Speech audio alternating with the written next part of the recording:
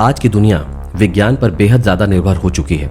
हालांकि विज्ञान को हर नामुमकिन को मुमकिन करने वाला हथियार समझ लेना हमारे लिए खतरनाक साबित हो सकता है। इस बात में कोई दो राय नहीं कि विज्ञान को अपनी ढाल बनाकर इंसान ने कई बार प्रकृति से टकराने की कोशिश की है। आज हम आपको वैज्ञानिकों द्वारा किए गए ऐसे तमाम एक्सपेरिमेंट के बारे में बताएंगे जिनमें सीधे कुदरत को चुनौती देने की कोशिश की गई।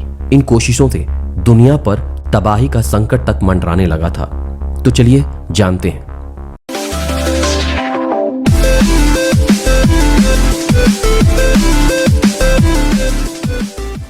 Kola super deep borehole. 1970 में शीत युद्ध के दौरान अमेरिका को चुनौती देने के लिए रूस ने धरती के बीचों बीच इतना गहरा गड्ढा किया जिसने पूरी दुनिया को अंदर तक हिलाकर रख दिया था। कोला सुपर डीप बोरहोल के नाम से जाना जाने वाला ये बोरहोल मानव जाति द्वारा खोदा गया सबसे गहरा गड्ढा है। इस बोरहोल की खुदाई में 19 साल का समय लगा था। हालांकि 19 साल की कड़ी मेहनत के बाद भी धरती के अंदर केवल 12 किलोमीटर का ही गड्ढा खोदा जा सका था। धरती के अंदर की जाने वाली इस खुदाई के दौरान एक ऐसा समय भी आया जब इंसान द्वारा बनाई हुई मशीन भी फेल हो गई।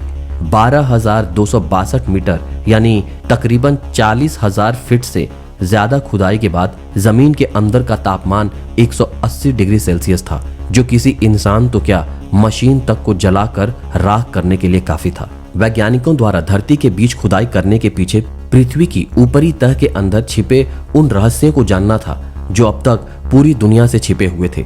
लेकिन दो देशों के बीच खुद को श्रेष्ठ दिखाने की होड़ के तहत शुरू हुई ये कोशिश पूरी मानव जाति के लिए कितना विनाशकारी हो सकता था, इसकी कल्पना भी नहीं की जा सकती।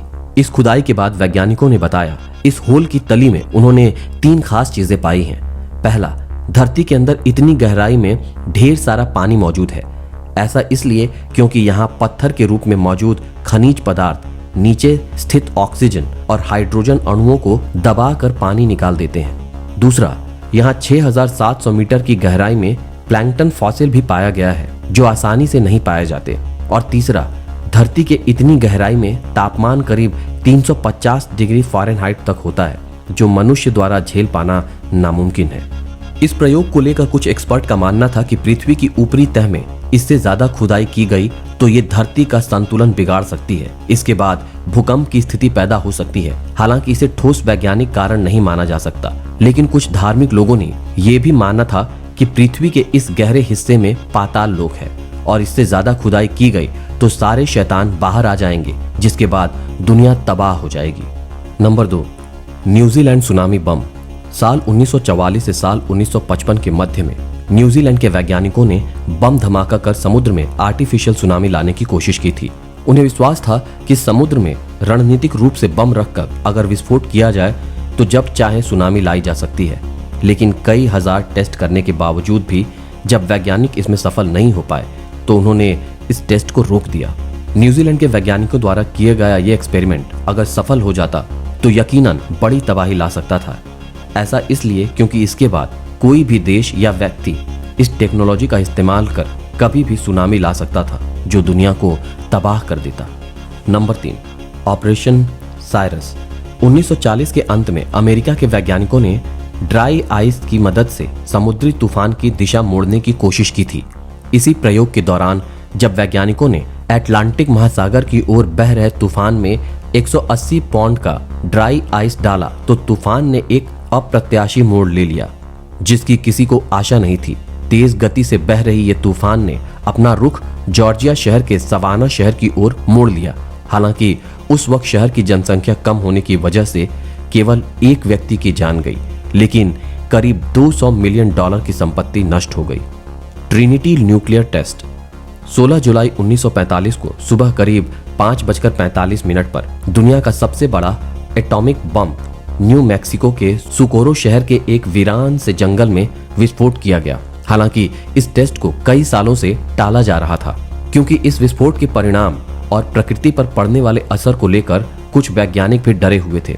इस टेस्ट का संचालन करने वाले इटालियन वैज्ञानिक एनरिको फार्मी भी उनमें से एक थे। हालांकि इसके बाद धरती तो खत्म नहीं हुई, लेकिन इस टेस्ट के दौरान 20 किलो टन का धमाका हुआ था जिसने 2 मीटर गहरा और 10 मीटर लंबा गड्ढा कर दिया। इस टेस्टिंग के दौरान इतनी तेज रोशनी हुई थी जिसने करीबी इलाके को दिन में भी ज्यादा रोशनी और बेहद गर्म कर दिया था। वहीं इसके झटके 200 किलोमीटर तक महसूस किए गए और मशरूम क्लाउड 12 किलोमीटर तक आसमान में पहुंच गया था। ट्रिनिटी न्यूक्लियर टेस्ट का संचालन करने वाले इटालियन वैज्ञानिक एनरिको फार्मी का मानना था कि इस विस्फोट के बाद पृथ्वी का वायुमंडल पूरी तरह से बर्बाद हो सकता है। इसकी वजह यह है कि हमारे वायुमंडल में सबसे ज्यादा नाइट्रोजन गैस मौजूद है, जिसकी वजह से ये एटम बॉम्ब इस एलिमेंट के न्यूक्लियस के साथ फ्यूज होकर एक चेन रिएक्शन पैदा कर सकता है। ये रिएक्शन पूरी दुनिया तबाह कर सकती थी। हालांकि इस विस्फोट के बाद ऐसा कुछ तो नहीं हुआ, लेकिन अगर एनरिको फार्मी की बात सच साबित हो जाती तो शायद आज पृथ्वी के हालात कुछ और ही होते। स्टारफिश प्राइम 9 जुलाई 1962 को यूनाइटेड स्टेट्स ने पृथ्वी में मैग्नेटिक फील्ड के पास 6 न्यूक्लियर बम धमाके किए। इस प्रोजेक्ट का नाम रखा गया स्टारफिश प्राइम। इन धमाकों के दुष्प्रभाव के तौर पर पृथ्वी के वायुमंडल में इलेक्ट्रोमैग्नेटिक पल्स, जिसे आमतौर पर EMP कहा जाता है, उत्पन्न हुआ। इन पल्स से निकलने वाली रेडिएशन से रास्ते में आने वाली हर इलेक्ट्रिक वस्तु नष्ट हो जाती है। ऐसे रेडिएशन केवल परमाणु विस्फोट या चुंबकीय क्षेत्र में आए अचानक बदलाव के कारण ही उत्पन्न होती है।